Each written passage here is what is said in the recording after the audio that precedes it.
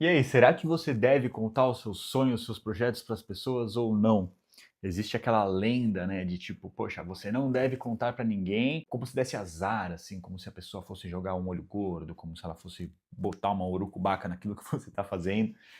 E eu penso de uma forma mais fria. Existem momentos que você deve contar, existem momentos que você não deve contar, existem pessoas para quem você deve contar, existem pessoas para quem você não deve contar. Tem hora que você não deve contar para ninguém, tem hora que você deve contar para todo mundo. Eu vou te explicar então quando você deve, quando você não deve, de uma vez por todas, você nunca mais vai ter essa dúvida, tá bom? Vamos lá, então o primeiro ponto que eu quero esclarecer aqui, e que eu quero partir desse princípio, e talvez você concorde, talvez você não concorde, mas é a minha linha de entendimento, de pensamento, não existe mágica.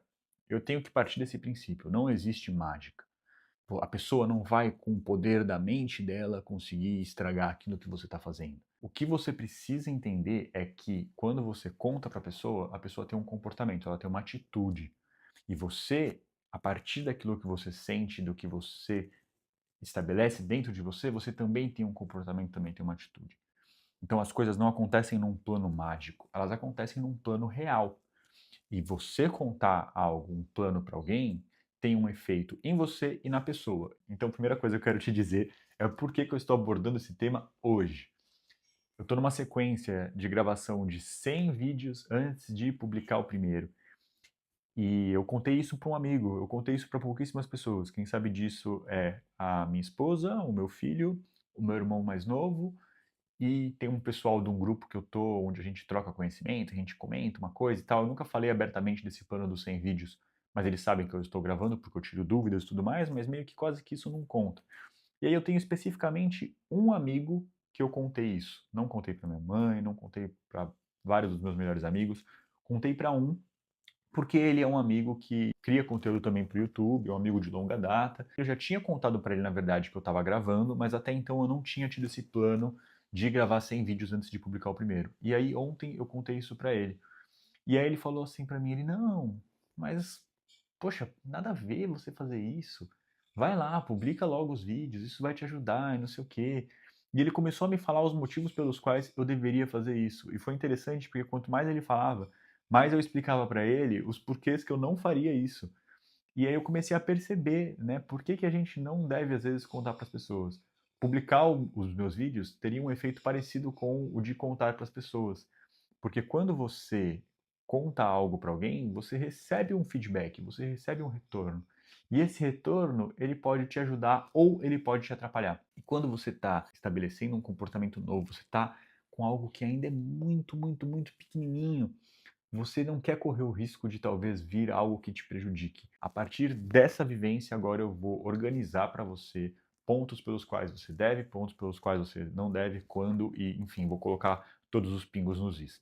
Primeiramente, existe um processo psicológico que é importante você saber que é, para o nosso cérebro, ele pouco diferencia quando a gente de fato está vivendo ou fazendo algo ou quando a gente está contando para alguém algo.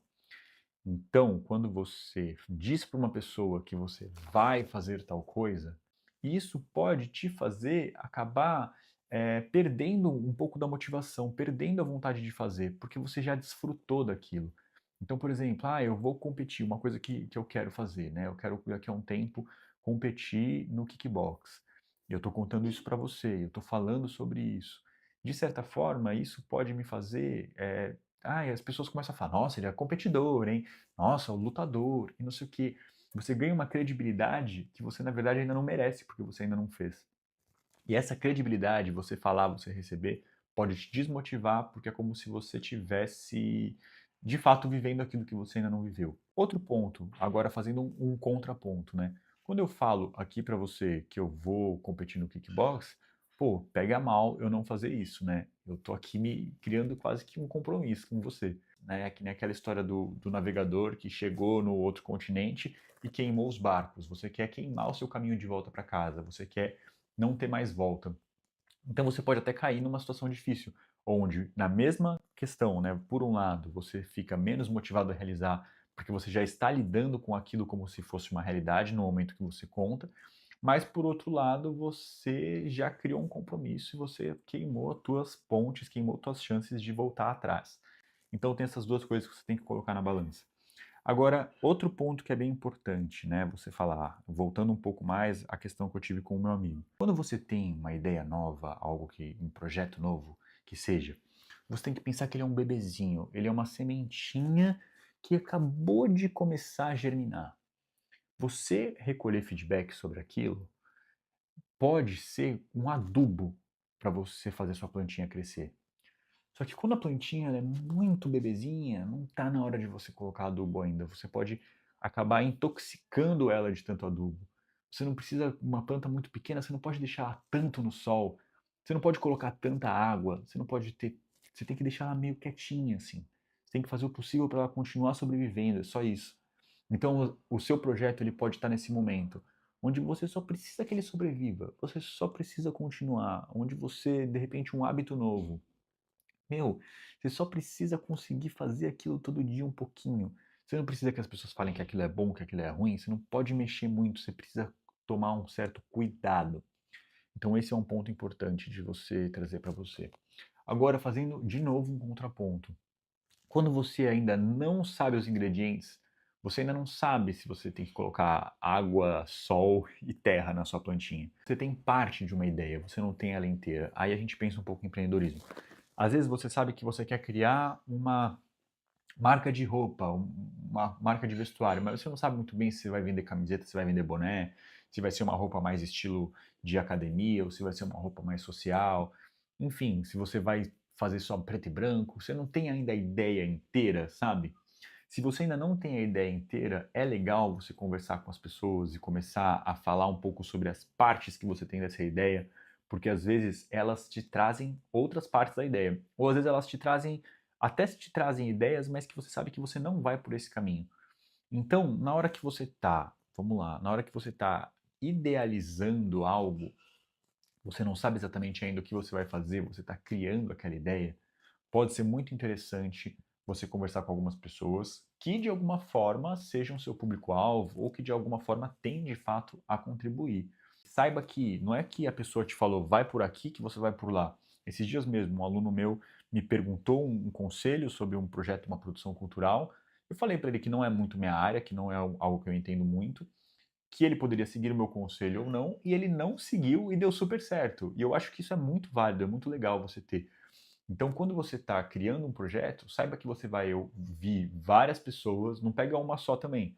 Escute várias pessoas, traga todas as informações e a partir disso crie aquilo que é a tua ideia. Depois que você criou a tua ideia inicial, não fique mudando ela o tempo todo. Deixe ela amadurecer o suficiente. Pensa que a ideia, quando ela está formada e você começa a praticar então aquilo, aí você vai para essa nova etapa, a etapa da sementinha. Aí você precisa deixar o brotinho crescer pelo menos um pouquinho, até ele ter um pouquinho mais de força, para depois você colocar ele em situações de novo, né? Então vamos lá. Você, é o que eu estou fazendo aqui. Ele ainda, minha prática aqui de gravação de vídeos ainda é um nenenzinho. Eu demorei um tempo para pensar o que eu queria. Eu gravei alguns vídeos, mostrei para algumas pessoas. Eu fiz outros dois canais e fiz uns vídeos e vi o que funcionou, o que eu gostava de falar, o que eu não gostava. Eu fiquei um tempão gravando para o Instagram. Eu conversei muito no grupo, eu fiquei vendo outros canais.